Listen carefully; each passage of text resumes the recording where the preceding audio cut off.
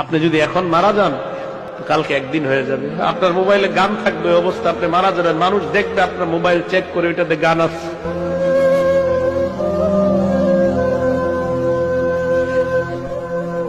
আপনি এখন মারা গেলে মানুষ আপনার মোবাইলে চেক করে দেখবে এটাতে গান আছে, সিনেমা আছে।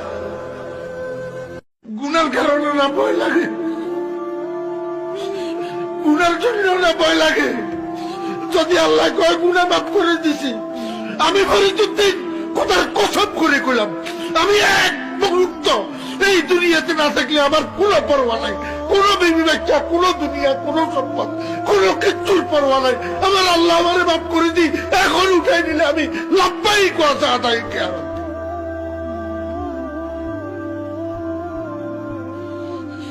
কিসের দুনিয়া? খালি গুনার জন্য ভয় লাগে।